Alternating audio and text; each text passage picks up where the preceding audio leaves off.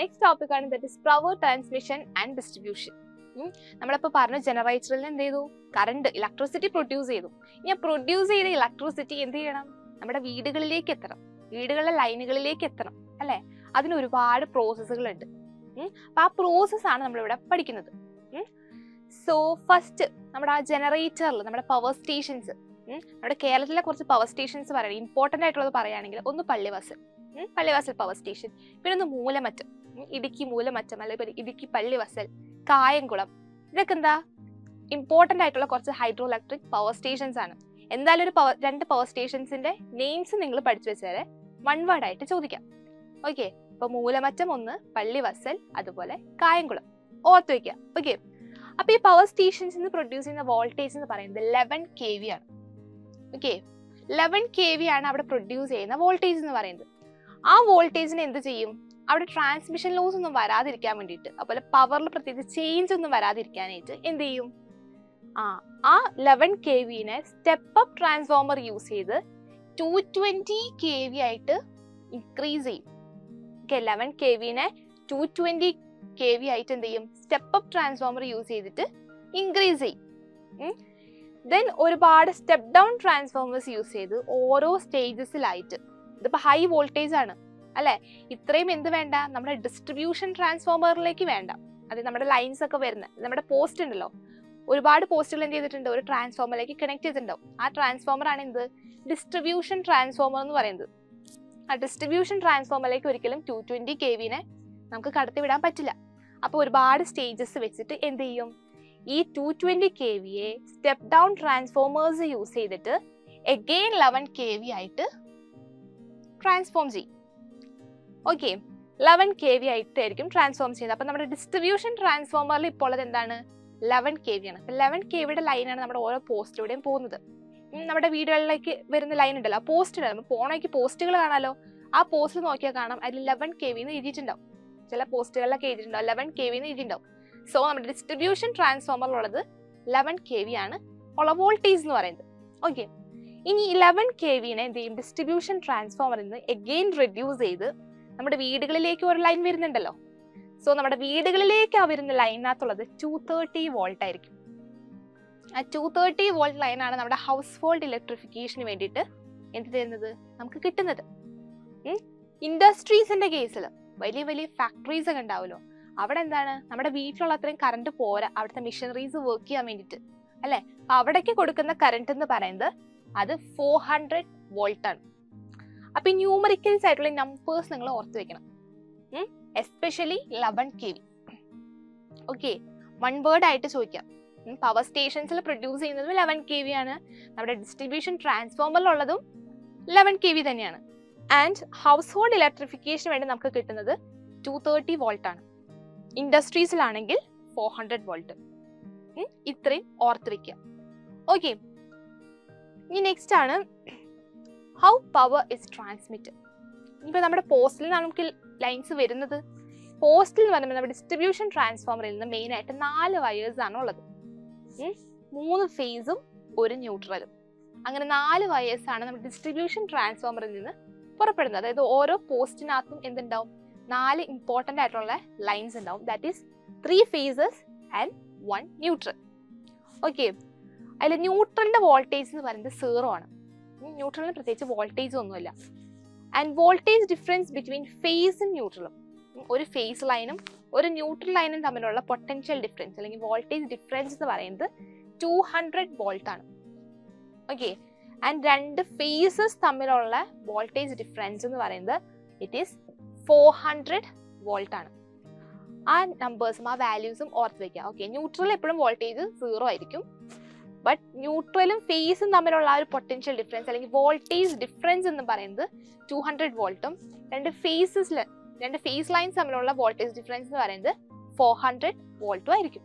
Okay, so ഇതാണ് അതിൻ്റെ ഒരു ഇല്ലസ്ട്രേഷൻ എന്ന് പറയുന്നത്. നമ്മുടെ പോസ്റ്റിൽ മെയിൻ ആയിട്ട് 4 ലൈൻസ് ഉണ്ട്, അതായത് 3 ഫേസും ഒരു ന്യൂട്രൽ ഉണ്ടായിരിക്കും. അതിൽ നിന്ന് ഒരു ഫേസ് ലൈനും ഒരു ന്യൂട്രൽ ലൈനും എന്ത് ചെയ്യും, നമ്മുടെ വീടുകളിലേക്ക് വരണം. നമ്മുടെ 230 വോൾട്ട് കയറി വരികയാണ്. അതങ്ങനെ പോയി നമ്മുടെ മെയിൻ സ്വിച്ചിലെത്തും. അവിടെ നമ്മൾ എന്ത് ചെയ്തിട്ടുണ്ടാവും, എർത്തിങ് ചെയ്തിട്ടുണ്ടാവും. എക്സ്ട്രാ വരുന്ന കറണ്ട് എന്ത് ചെയ്യാം, ലീക്ക് ചെയ്ത് പോകാതിരിക്കാൻ നമ്മൾ എർത്തിങ് ചെയ്തിട്ടുണ്ടായിരിക്കും. ദെൻ അതിൽ നിന്ന് നേരെ കണക്ട് ചെയ്തത് നമ്മുടെ ELCBയിലേക്കാണ്.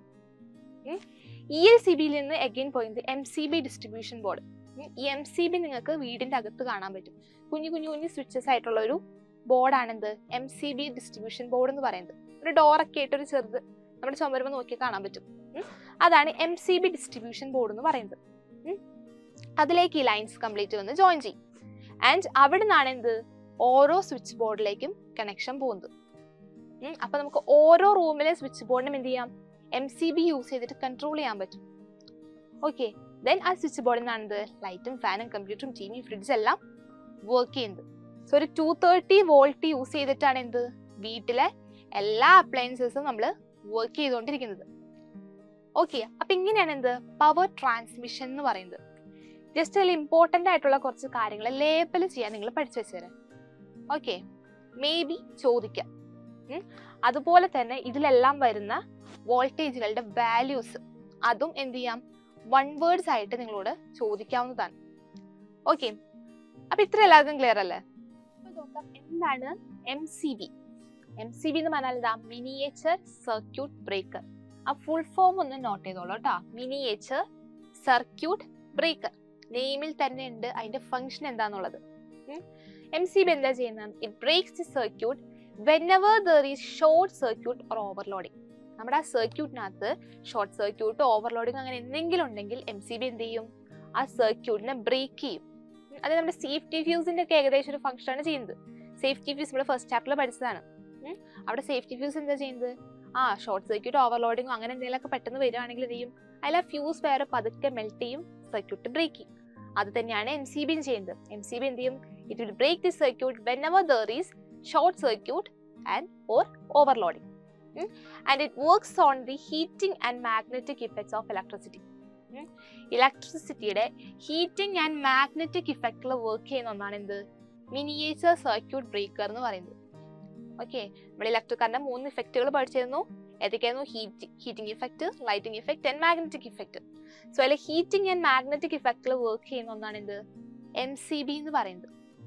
ഓക്കെ, സോ ഇതാണ് MCBയുടെ ഫിഗർ വരുന്നത്. നമ്മൾ വീടുകളിലൊക്കെ കണ്ടിട്ടുണ്ടാവും അല്ലേ, ഒരു ബോർഡിന്റെ ഉള്ളിലായിട്ട് ഇതുപോലെ കുറേ സ്വിച്ചസ് ഉണ്ടായിരിക്കും. എത്ര റൂംസ് ഉണ്ടോ അത്രയും സ്വിച്ചസ് ഉണ്ടായിരിക്കും. അതിനൊരു മെയിൻ സ്വിച്ച് ഉണ്ടായിരിക്കും. പല കളേഴ്സിൽ, ബ്ലാക്കും അതുപോലെ റെഡും വൈറ്റും കളേഴ്സിലായിരിക്കും അത് അറേഞ്ച് ചെയ്തിട്ടുണ്ടായിരിക്കാം. അപ്പൊ അതാണ് എന്ത് MCB എന്ന് പറയുന്നത്. പിന്നെ കണ്ടാൽ അത് തിരിച്ചറിയണം. ഓക്കെ, നെക്സ്റ്റ് ആണ് ELCB, earth leakage circuit breaker. അതും നെയിമിൽ തന്നെ അതിന്റെ ഫംഗ്ഷൻ കിടക്കുന്നുണ്ട്, earth leakage circuit breaker.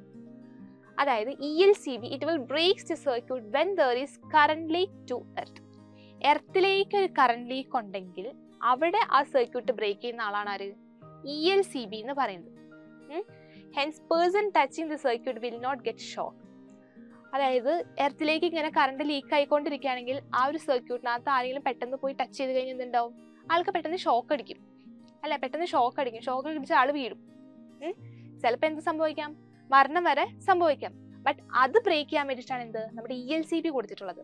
ELCB എന്ത് ചെയ്യും, അങ്ങനെ എർത്ത് ലീക്കിംഗ് ഉണ്ടെങ്കിൽ, എർത്തിലേക്ക് കറണ്ട് ലീക്കിംഗ് ഉണ്ടെങ്കിൽ അപ്പൊ തന്നെ ആ സർക്യൂട്ട് എന്ത് ചെയ്യും, ബ്രേക്ക് ചെയ്യും. ആ കറണ്ടിനെ അവിടെ തന്നെ സ്റ്റോപ്പ് ചെയ്യും. അതാണ് ELCBയുടെ വർക്ക് എന്ന് പറയുന്നത്. ആൻഡ് ഇപ്പൊ ELCBക്ക് പകരം കൂടുതലും യൂസ് ചെയ്യുന്നത് RCCB എന്ന് പറഞ്ഞ ഡിവൈസ് ആണ്. ഓക്കെ, ഇതാണ് ELCBയുടെ ഒരു ഫിഗർ എന്ന് പറയുന്നത്. ഓക്കെ, സോ നെക്സ്റ്റ് ആണ് 3-pin plug and earthing.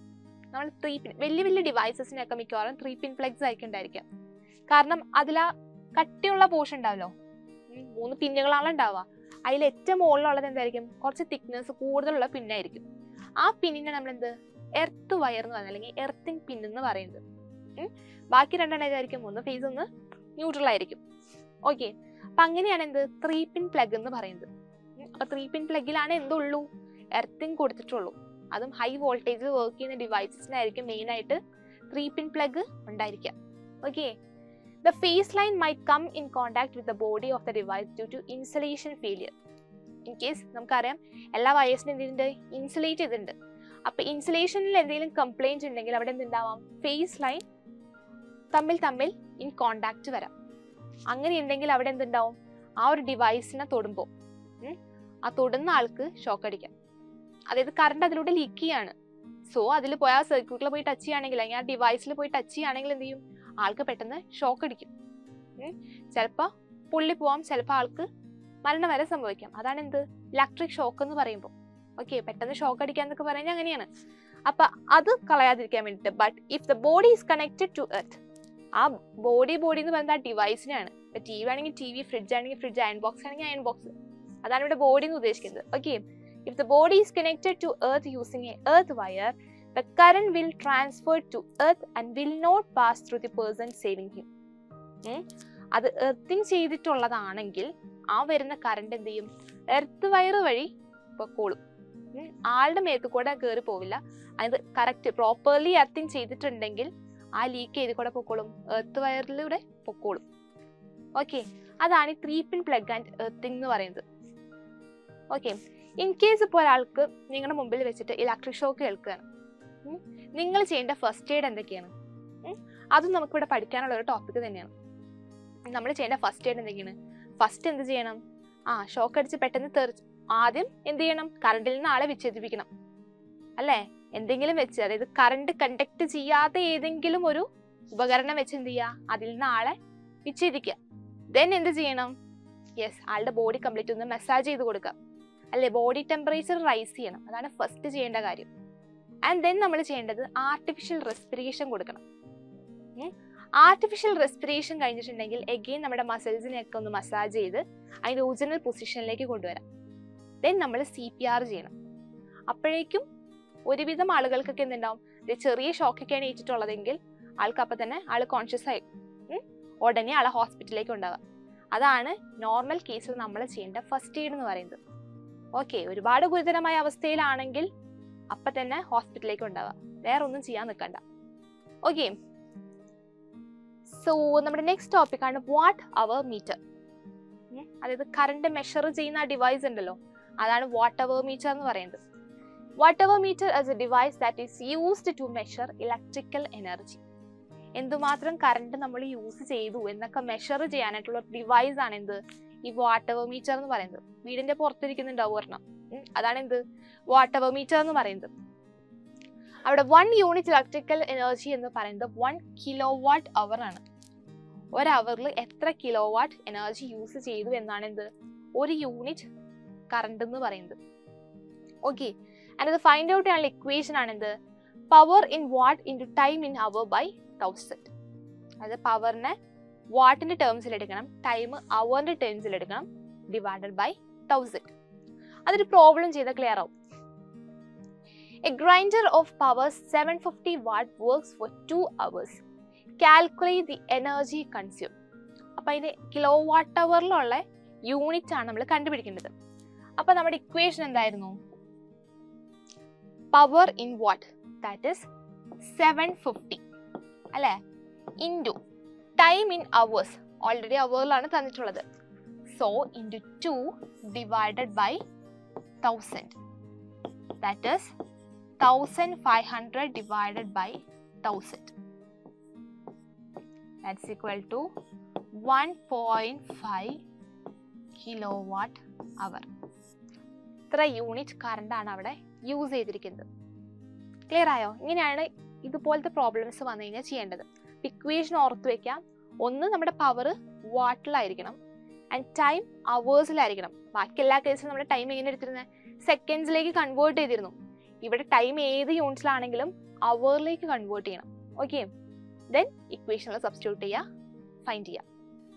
So നമ്മുടെ ലാസ്റ്റ് സെക്ഷൻ ആണ്, ദാറ്റ് ഇസ് റെക്ടിഫയർ. റെക്ടിഫയർ എന്ന് പറഞ്ഞ ഡിവൈസ് യൂസ് ചെയ്യുന്നത് that is used to convert AC to DC. AC കറണ്ടിനെ DC കറണ്ട് ആയിട്ട് കൺവേർട്ട് ചെയ്യാൻ യൂസ് ചെയ്യുന്ന ഡിവൈസ് ആണ് എന്ത്, റെക്ടിഫയർ എന്ന് പറയുന്നത്. ആൻഡ് റെക്ടിഫയറിലെ മെയിൻ പാർട്ട് ആണ് എന്ത്, നമ്മുടെ ഡയോഡ്. ഒരു ചെറിയൊരു കോമ്പണന്റ് ആണ് എന്ത്, ഡയോഡ് എന്ന് പറയുന്നത്. ഈ ഡയോഡിന്റെ ഫംഗ്ഷൻ എന്താണെന്ന് വെച്ചാൽ conducts current only in 1 direction. അതായത് DCയുടെ ഫംഗ്ഷൻ ചെയ്യും. DC കറണ്ട് എപ്പോഴും എങ്ങനെയാ, 1 ഡയറക്ഷനിലായിരിക്കും. അതുകൊണ്ടാണ് AC DC ആക്കാൻ എന്ത് യൂസ് ചെയ്യുന്നത്, നമ്മുടെ റെക്ടിഫയർ എന്ന് പറഞ്ഞ ഡിവൈസ് യൂസ് ചെയ്യുന്നത്. 1 വേർഡ് ആയിട്ട് 1 മാർക്ക് ക്വസ്റ്റ്യൻ ആയിട്ട് ചോദിക്കുന്ന ഒരു ഏരിയ ആണ് എന്ത്, റെക്ടിഫയർ എന്ന് പറയുന്നത്. ആൻഡ് ഇതിന്റെ മെയിൻ പാർട്ടിന്റെ നെയിം മറക്കാണ്ട് ഓർത്ത് വയ്ക്കുക, that is diode. Okay, and നമ്മുടെ ഇലക്ട്രിഫിക്കേഷന് വേണ്ടി യൂസ് ചെയ്യുന്ന കുറച്ച് കോമ്പോണൻസിന്റെ നെയിംസും നിങ്ങൾക്ക് പഠിക്കാനുണ്ട്. അപ്പോൾ ആ നെയിംസും എന്ത് ചെയ്യുക, നോട്ട് ഡൗൺ ചെയ്യുക, ആൻഡ് ഓഫ് കോഴ്സ് അതിൻ്റെ യൂസസും. ഓക്കെ, അപ്പോൾ ഇത്രയാണ് നമ്മുടെ ഈ ഒരു ചാപ്റ്ററിൽ നിങ്ങൾക്ക് പഠിക്കാനുണ്ടായിരുന്നത്. ഫസ്റ്റ് എന്താണ്, ഫസ്റ്റ് ഇയർ നമ്മൾ പഠിച്ചത് ഇലക്ട്രോ മാഗ്നറ്റിക് ഇൻഡക്ഷൻ ആയിരുന്നു. And electro magnetic induction principle work ചെയ്യുന്ന 2 ഡിവൈസസ് കണ്ടു. One is AC generator and moving coil microphone. പിന്നെ നമ്മൾ പഠിച്ചത് ഏതായിരുന്നു, മ്യൂച്വൽ ഇൻഡക്ഷൻ ആയിരുന്നു. Mutual induction working principle work ചെയ്യുന്നതാണ് ഇത് നമ്മുടെ ട്രാൻസ്ഫോമേഴ്സ്. സ്റ്റെപ്പ് അപ്പ് ട്രാൻസ്ഫോമർ ഉണ്ട്, സ്റ്റെപ്പ് ഡൗൺ ട്രാൻസ്ഫോമേഴ്സ് ഉണ്ട്. ആൻഡ് അത് ബേസ് ചെയ്ത് കുറച്ച് പ്രോബ്ലംസ് ഉണ്ടായിരുന്നു. ആൻഡ് ദെൻ നമ്മൾ കണ്ടത് സെൽഫ് ഇൻഡക്ഷൻ ആയിരുന്നു. സെൽഫ് ഇൻഡക്ഷൻ ബേസിൽ വർക്ക് ചെയ്യുന്ന ഡിവൈസ് ആണ് എന്ത്, ഇൻഡക്ടർ എന്ന് പറയുന്നത്. ദാറ്റ് മീൻസ് നമ്മുടെ സോളിനോയിഡ് തന്നെ. ഓക്കെ, ആൻഡ് പിന്നെ നമ്മൾ കണ്ടത് പവർ ട്രാൻസ്മിഷൻ ആണ് അല്ലേ. അവിടെ ഉണ്ടാക്കുന്ന AC ജനറേറ്ററിൽ ഉണ്ടാകുന്ന ഇലക്ട്രിസിറ്റി എങ്ങനെ നമ്മുടെ വീട്ടിലെ സ്വിച്ച് ബോർഡിലേക്ക് എത്തുന്നു, അത് നമ്മുടെ ലൈറ്റും ഫാനൊക്കെ എങ്ങനെ വർക്ക് ചെയ്യുന്നു എന്നുള്ള ട്രാൻസ്മിഷൻ ആണ് എന്ത് നമ്മൾ പിന്നീട് കണ്ടത്. ആൻഡ് അത് റിലേറ്റ് ചെയ്ത് വന്ന കുറച്ച് പ്രോബ്ലംസും.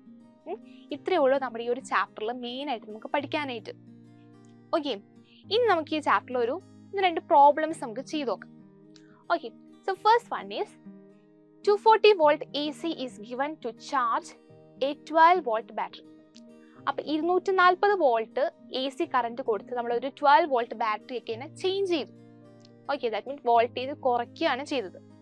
അങ്ങനെയെങ്കിൽ which type of transformer is used to reduce 240 volt AC to 12 volt supply? ഒരു 12 വോൾട്ട് സപ്ലൈ ആക്കിയിട്ട് മാറ്റാനായിട്ട് 240 ആയിരുന്നു, അതിനെ 12 ആക്കാനായിട്ട് ഹെൽപ്പ് ചെയ്ത ട്രാൻസ്ഫോമർ ഏതാണെന്നാണ് ചോദിച്ചിരിക്കുന്നത്. ഏതാണ് ഇവിടെ, എന്താ വോൾട്ടേജ് കുറയ്ക്കുക ചെയ്തിരിക്കുന്നത്, അല്ല റെഡ്യൂസ് ചെയ്യാണ് ചെയ്തിരിക്കുന്നത്. ദാറ്റ് മീൻസ് അവിടെ യൂസ് ചെയ്യുന്ന ട്രാൻസ്ഫോമർ ഏതായിരിക്കും?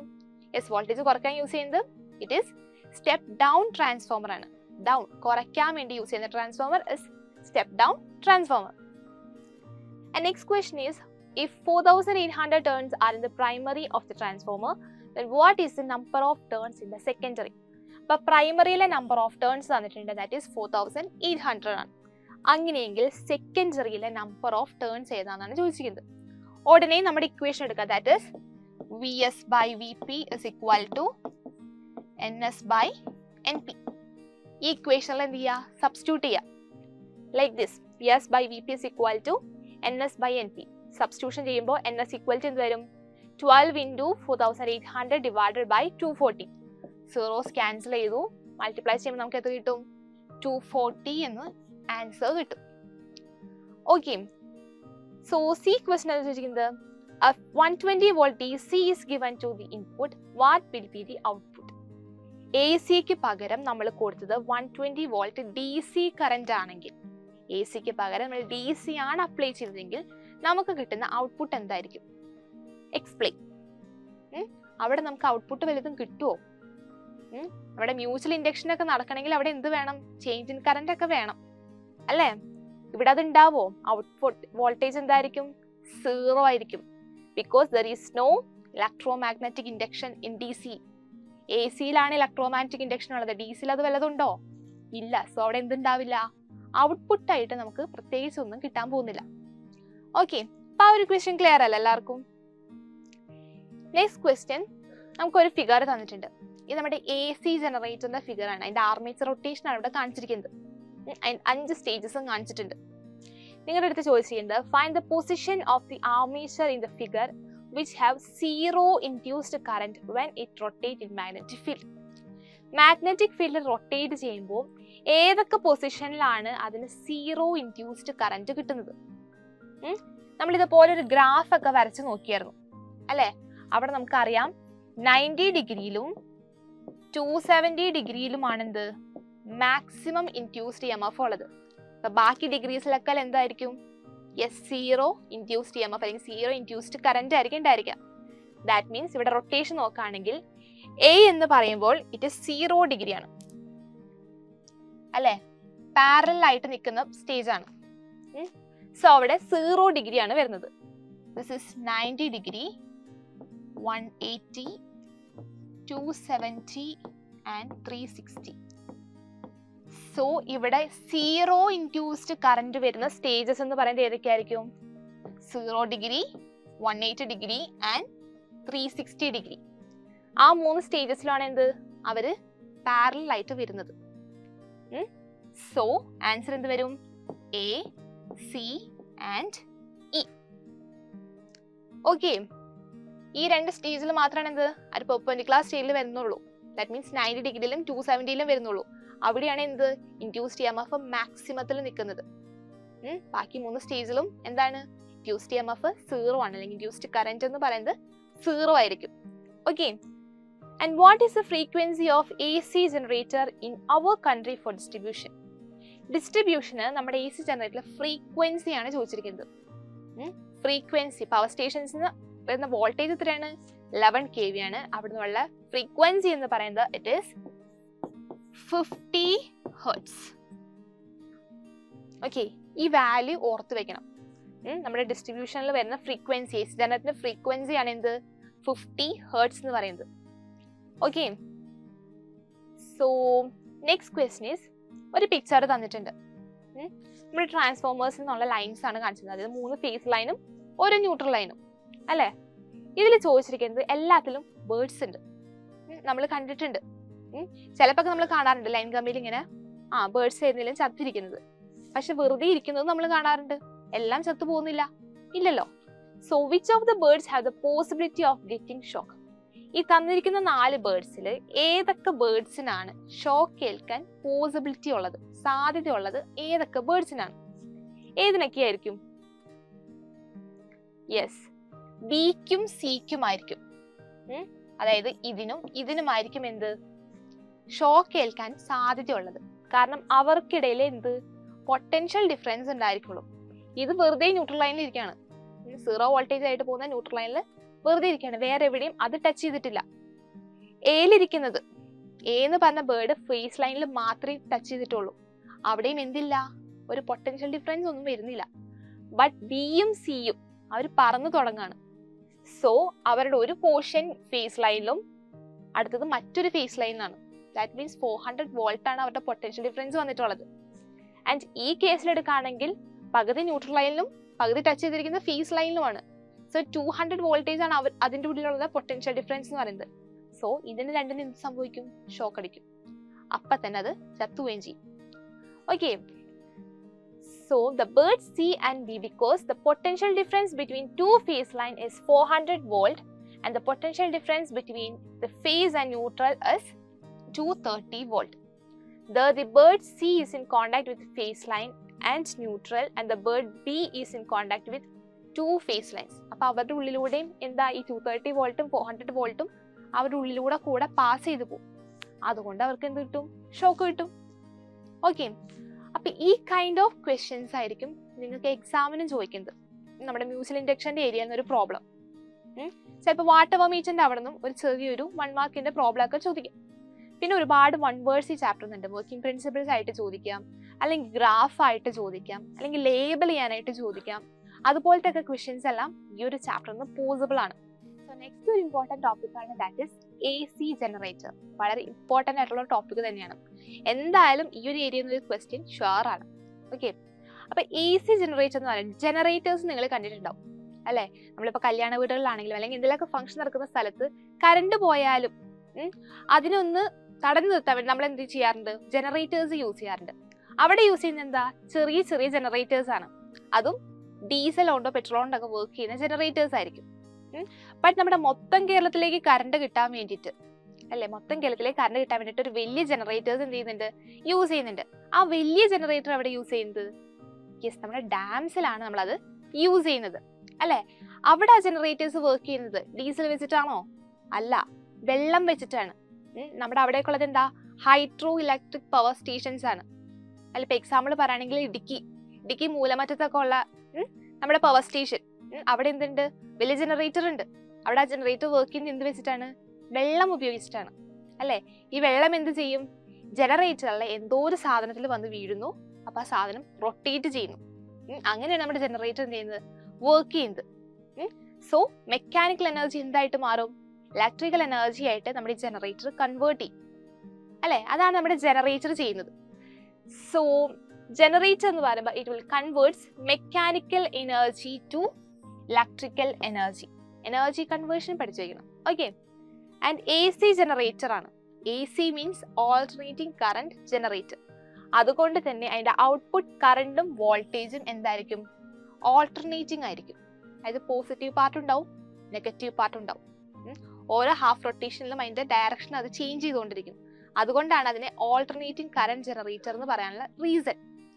ഓക്കെ, ആൻഡ് ഈ ജനറേറ്ററിന്റെ വർക്കിംഗ് പ്രിൻസിപ്പിൾ എന്ന് പറയുന്നത് it is electro magnetic induction ആണ്. ഒരു വൺ വേർഡ് ആണ് അത്. What's the working principle of A C generator? It is electro magnetic induction. അതായത് whenever there is a change in magnetic flux linked with the coil, an EMF is induced in the coil. അത് magnetic ഫ്ലക്സിൽ എന്തെങ്കിലും change ഉണ്ടെങ്കിൽ അവിടെ എന്തുണ്ടാവും? ഒരു EMF induce ചെയ്യും, അതായത് ഒരു കറണ്ട് ഇൻഡ്യൂസ് ചെയ്യും. അതാണ് നമ്മുടെ ഇലക്ട്രിസിറ്റി എന്ന് പറയുന്നത്. അവിടെ ഇൻഡ്യൂസ് ചെയ്യുന്ന കറണ്ട് ആണ് നമുക്ക് കിട്ടുന്ന ഇലക്ട്രിസിറ്റി എന്ന് പറയുന്നത്. അപ്പൊ അതാണ് ജനറേറ്ററിന്റെ വർക്കിംഗ് എന്ന് പറയുന്നത്. ഓക്കെ, അപ്പൊ ഇതിന്റെ വർക്കിംഗ് എങ്ങനെയാ നോക്കാം. സോ ഇതാണ് ഒരു AC ജനറേറ്ററിന്റെ സ്ട്രക്ചർ പറയുകയാണെങ്കിൽ ഒരു ഓപ്പൺ സ്ട്രക്ചർ ആണ് കേട്ടോ. എന്ത് ചെയ്യും? വെള്ളം വീഴുമ്പോൾ പതുക്കെ നമ്മുടെ ആർമേച്ചർ റൊട്ടേറ്റ് ചെയ്തുകൊണ്ടേയിരിക്കും. ഓക്കെ, അതായത് രണ്ട് പെർമനന്റ് മാഗ്നറ്റ്സ് ഉണ്ടായിരിക്കും. ഇൻ ബിറ്റ്വീൻ ദി മാഗ്നറ്റ്സ് എന്തുണ്ടാവും? ഒരു ആർമേച്ചർ ഉണ്ട്. ഈ ആർമേച്ചർ എന്തോ ഒരു സാധനം റൊട്ടേറ്റ് ചെയ്യുന്നുണ്ടെന്ന് പറഞ്ഞല്ലോ, ആ റൊട്ടേറ്റ് ചെയ്യുന്ന ആളാണ് അത് നമ്മുടെ ഈ ആർമേച്ചർ എന്ന് പറയുന്നത്. ഓക്കെ, ABCD എന്ന് പറഞ്ഞ ആർമേച്ചർ. ആൻഡ് കറണ്ട് ഇങ്ങനെ പാസ് ചെയ്യുന്നുണ്ട്. ഓക്കെ, എയിൽ നിന്ന് ബിയിലേക്ക്, B to C, C to D, അങ്ങനെ A to D എന്ന ഡയറക്ഷനിൽ എന്തുണ്ട്? കറണ്ട് പാസ് ചെയ്യുന്നുണ്ട്. ആൻഡ് നോർത്തിൽ നിന്ന് സൗത്തിലേക്ക് എന്തുണ്ട്? മാഗ്നറ്റിക് ഫീൽഡ് ലൈൻസ് പോകുന്നുണ്ട്. ഈ മാഗ്നറ്റിക് ഫീൽഡ് ലൈൻസ് മാക്സിമം നമ്മുടെ ആർമേച്ചറിലൂടെ എപ്പോഴാണോ കടന്നു പോകുന്നത്, അത് മാഗ്നറ്റിക് ഫ്ലക്സ് ചേഞ്ച് ചെയ്യുന്ന ആ പോയിന്റിൽ ഇതിങ്ങനെ റൊട്ടേറ്റ് ചെയ്യാണല്ലോ, കൂടിയും കുറഞ്ഞുകൊണ്ടിരിക്കുവാണ് അല്ലെ. ഇടയ്ക്ക് പാരലവും ദെൻ പെർപെൻഡിക്കുലറും എഗൈൻ പാരലവും എഗൈൻ പെർപെൻഡിക്കുലറും അങ്ങനെ റൊട്ടേറ്റ് ചെയ്തുകൊണ്ടിരിക്കുവാണ്. അപ്പൊ ചേഞ്ച് ഇൻ മാഗ്നറ്റിക് ഫ്ലക്സ് വരുമ്പോൾ അവിടെ എന്തുണ്ടാവും? ഒരു ഇൻഡ്യൂസ്ഡ് EMF ഉണ്ടാവും. ദാറ്റ് മീൻസ് ഒരു ഇൻഡ്യൂസ്ഡ് കറന്റ് ഉണ്ടായിരിക്കും. ആൻഡ് അതാണ് നമുക്ക് കിട്ടുന്ന എന്ത്? ഇലക്ട്രിസിറ്റി എന്ന് പറയുന്നത്. ഓക്കെ, ആൻഡ് ഇവിടെ നമുക്ക് ചോദിക്കുന്നത് ഒന്ന് ജനറേറ്ററിന്റെ സ്ട്രക്ചർ നിങ്ങൾക്ക് ഓൾറെഡി ക്വസ്റ്റ്യൻ പേപ്പറിൽ തരും. എന്നിട്ട് പാർട്സ് ലേബിൾ ചെയ്യാനായിട്ട് ഒരു ക്വസ്റ്റ്യൻ ഉണ്ടായിരിക്കും. പാർട്സ് ലേബിൾ ചെയ്യും നമ്മുടെ ABCD എന്താണ്? ഇറ്റ് ഈസ് കോൾഡ് ആർമേച്ചർ അല്ലെ. ഇതാണ് നമ്മുടെ ആർമേച്ചർ. ആൻഡ് ഇവിടെ രണ്ട് റിങ്സ് ഉണ്ട്. ആ റിങ്സിന്റെ പേരാണ് എന്ത്? സ്ലിപ്പ് റിങ്സ് എന്ന് പറയുന്നത്. ഈ സ്ട്രക്ചർ നമ്മുടെ DC മോട്ടറിന്റെ സ്ട്രക്ചറും ഏകദേശം നല്ല സിമിലർ ആണ് അല്ലെ, കാണുമ്പോൾ തന്നെ സിമിലർ ആണ്. അവിടെയും എന്തുണ്ട്? ഒരു ആർമേച്ചർ ഉണ്ട്. അവിടെയും രണ്ട് പെർമനന്റ് മാഗ്നറ്റ്സ് ഉണ്ട്. അവിടെയും ഇതുപോലെ ബ്രഷ് ഉണ്ട്, രണ്ട് റിങ്സ് ഉണ്ട്. ബട്ട് അവിടുത്തെ റിങ്സ് ഏതാണ്? സ്പ്ലിറ്റ് റിങ്സ് ആണ് അല്ലെ. നമ്മുടെ DC മോട്ടോറിൽ നമ്മൾ യൂസ് ചെയ്തിട്ടുള്ളത് സ്പ്ലിറ്റ് റിങ്സ് ആണ്. ബട്ട് ഇവിടെ നമ്മൾ യൂസ് ചെയ്യുന്നത് ഏതാ? സ്ലിപ്പ് റിങ്സ് ആണ്. അതാണ് ഇവർ തമ്മിലുള്ള എന്ത്? ഒരു ഡിഫറൻസ് എന്ന് പറയുന്നത്. പിന്നെ വരുന്നൊരു ഡിഫറൻസ് ഏതാ? ഇവിടെ നമ്മുടെ പ്രിൻസിപ്പിൾ ഏതാ? ഇലക്ട്രോ മാഗ്നറ്റിക് ഇൻഡക്ഷൻ ആണ്. ബട്ട് അവിടെ ഏതാ? മോട്ടോ പ്രിൻസിപ്പിൾ ആണ് നമ്മൾ യൂസ് ചെയ്തിരുന്നത് അല്ലെ. നമ്മുടെ DC മോട്ടറിന്റെ വർക്കിംഗ് പ്രിൻസിപ്പിൾ മോട്ടോ പ്രിൻസിപ്പിൾ ആണ്. ഇവർ തമ്മിൽ ചിലപ്പോൾ ഒരു സിമിലാരിറ്റി നിങ്ങളോട് ചോദിക്കാം, ബിക്കോസ് അവരുടെ ഫിഗർ സെയിം ആയതുകൊണ്ട്. അപ്പൊ അതും നോട്ട് ചെയ്ത് വെക്കാം. ആൻഡ് ഇവിടെ രണ്ട് ബുഷസ് ഉണ്ട്, അതാണ് നമ്മുടെ ബ്രഷ്, ഗ്രാഫൈറ്റ് ബ്രഷസ് എന്ന് പറയുന്നത് അതാണ്. സോ ഇവിടെ എന്താ ചെയ്യും? നമ്മുടെ കറണ്ട് ഇതാ ഇങ്ങനെ പാസ് ചെയ്യുന്നുണ്ട്. ആൻഡ് ഇതിലൂടെ മാഗ്നറ്റിക് ഫീൽഡ് ലൈൻസും പോകുന്നുണ്ട്. ഇതിന്റെ ഒരു ഗ്രാഫ് നമ്മൾ വരയ്ക്കുകയാണെങ്കിൽ ഓക്കെ, ഇവിടെ EMF ഇവിടെ പോസിറ്റീവ് ആണ്, ഇവിടെ നെഗറ്റീവ് ആണ്. ആൻഡ് നമ്മുടെ ആർമേച്ചറിന്റെ റൊട്ടേഷൻ വരുന്നത് ഇതുപോലെ ആയിരിക്കും. ഒരു റൊട്ടേഷൻ നമ്മൾ കംപ്ലീറ്റ് ചെയ്യുന്നത് കാണിക്കുവാണെങ്കിൽ ഇതുപോലെ ഒരു വേവ് ആയിരിക്കും ഉണ്ടായിരിക്കാം. Okay, and suppose it is 0 degree, 90 degree, 180 degree, 270 degree and 360 degree അല്ലെ. വൺ റൊട്ടേഷൻ എന്ന് പറഞ്ഞാൽ എന്താണ്? 360 ഡിഗ്രിയാണ്. ആൻഡ് ഓൾട്ടർനേറ്റിംഗ് കറന്റ് ആയതുകൊണ്ട് എങ്ങനെയായിരിക്കും? എപ്പോഴും ഡയറക്ഷൻ ചേഞ്ച് ചെയ്യുന്നുണ്ട്. Okay, anyway one rotation is 360 ഡിഗ്രിയിലായിരിക്കും വരുന്നത്. 0 ഡിഗ്രി, 180 ഡിഗ്രി, 360 ഡിഗ്രി അവിടെ എല്ലാം EMF എത്രയാണ്? 0 ആണ്. ദാറ്റ് മീൻസ് ഇൻഡ്യൂസ്ഡ് കറന്റ് അല്ലെങ്കിൽ ഇൻഡ്യൂസ്ഡ് EMF എന്ന് പറയുന്നത് എന്തായിരിക്കും? ആ പൊസിഷൻസിലൊക്കെ 0 ആയിരിക്കും. ബട്ട് ഇൻ കേസ് ഓഫ് 90ലും 270ലും EMF എങ്ങനെയായിരിക്കും? അതിന്റെ മാക്സിമത്തിലായിരിക്കും ഉണ്ടായിരിക്കുക. ഓക്കെ, അപ്പൊ മാക്സിമം ഇൻഡ്യൂസ്ഡ് കറന്റ് ഉണ്ടാവുന്ന പോയിന്റ്സ് എന്ന് പറയുന്നത് 90 ഡിഗ്രിയിലും 270 ഡിഗ്രിയിലും നമ്മുടെ ആർമേച്ചർ വരുമ്പോഴാണ്. ആ പൊസിഷനിലായിരിക്കും എന്ത്? ഫീൽഡ് ലൈൻസ് ഏറ്റവും കൂടുതൽ അതിലൂടെ പാസ് ചെയ്യുന്നത്. മീൻസ് ആ ഒരു ചേഞ്ച് ഇൻ മാഗ്നറ്റിക് ഫ്ലക്സ് ഉണ്ടാവുന്നത് ആ രണ്ട് ഏരിയയിലായിരിക്കും. ഓക്കെ, അതായത് സീറോയിൽ നിന്ന് പെട്ടെന്ന് എന്ത് ചെയ്യാണ്, ആർമേച്ചർ ഒരു 90 ഡിഗ്രി റൊട്ടേറ്റ് ചെയ്യുമ്പോൾ അതിന്റെ മാക്സിമം പൊസിഷനിലേക്ക് ചെല്ലുകയാണ്. ഒരു ചേഞ്ച് ഇൻ മാഗ്നറ്റിക് ഫ്ലക്സ് ഉണ്ടാവുകയാണ്. അവിടെ ആയിരിക്കും എന്ത്, മാക്സിമം ഇൻഡ്യൂസ്ഡ് കറണ്ട് ഉണ്ടായിരിക്കുക. അതായത് നമുക്ക് കിട്ടുന്ന ഇലക്ട്രിസിറ്റി എന്ന് പറയുന്നത്. ഓക്കെ, സോ ഈ പിക്ചർ എല്ലാവർക്കും ക്ലിയർ അല്ലേ? പിക്ചർ ലേബിൾ ചെയ്യാനായിട്ട് നിങ്ങൾ എന്തായാലും പഠിച്ചിരിക്കണം. ഓക്കെ, അതുപോലെ ഈ ഗ്രാഫും നിങ്ങളുടെ മൈൻഡിൽ വേണം. ആൻഡ് മാക്സിമം ഇൻഡ്യൂസ്ഡ് കറണ്ട് ഉള്ള degrees, that is 90 degree and 270 degree. Maximum induced EMF points ആണ് 90 ഡിഗ്രി ആൻഡ് 270 ഡിഗ്രി. ഓക്കെ, അതും ഓർമ്മ വേണം. ആൻഡ് ഒരു ജനറേറ്ററിന്റെ മാക്സിമം ഫ്രീക്വൻസി എന്ന് പറയുന്നത്, ഓക്കെ, നമ്മുടെ കൺട്രിയിലുള്ള ഡിസ്ട്രിബ്യൂഷൻ ജനറേറ്ററിന്റെ മാക്സിമം ഫ്രീക്വൻസി എന്ന് പറയുന്നത് ഇറ്റ് ഈസ് 50 ഹെർട്സ് ആണ്. ഈ വാല്യൂ വളരെ ഇമ്പോർട്ടൻ്റ് ആണ്. ഓക്കെ, അപ്പൊ ഈ 50 ഹെർട്സ് എന്ന് പറഞ്ഞ വാല്യൂ നിങ്ങളുടെ മൈൻഡിൽ വേണം. ഓക്കെ, അപ്പൊ ജനറേറ്ററിന്റെ ഒരു പ്രോബ്ലം, ഒരു ക്വസ്റ്റ്യൻ നിങ്ങളോട് ചോദിക്കുകയാണെങ്കിൽ മേ ബി ഇങ്ങനെ ഒരു പിക്ചർ തരാം. ഓക്കെ, പിക്ചർ തന്ന് ഏതെങ്കിലും 2 പാർട്സ് നിങ്ങൾക്ക് A-B തന്നിട്ടുണ്ടായിരിക്കും. അത് ലേബിൾ ചെയ്യാൻ ചോദിക്കും. ആ പാർട്ട് ഐഡന്റിഫൈ ചെയ്യാനും ലേബിൾ ചെയ്യാനും ചോദിക്കും. ആൻഡ് നെക്സ്റ്റ് ക്വസ്റ്റ്യൻ ചോദിക്കാം, ഇതിന്റെ വർക്കിംഗ് പ്രിൻസിപ്പിൾ എന്താണ് working principle? Electro magnetic induction ആണ്. ആൻഡ് നെക്സ്റ്റ് നിങ്ങളോട് ചോദിക്കാം ഇതിന്റെ വർക്കിംഗ് എങ്ങനെയാണ്. When armature rotates in an external magnetic field, current pass ചെയ്യുമ്പോൾ തന്നെ അതിൽ എന്തുണ്ട്, മാഗ്നറ്റിക് ഫീൽഡ് ഉണ്ടായിരിക്കും. ബട്ട് ഇവിടെ എന്തുണ്ട്, എക്സ്റ്റേണൽ മാഗ്നറ്റിക് ഫീൽഡ് കൊടുക്കുന്നുണ്ട് അല്ലെ? The magnetic flux linked with changes and therefore current is produced, and the direction of current changes in every half cycle.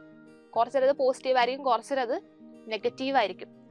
And this current is transferred to external circuit by split rings, and since the current is AC, EMF is also alternating.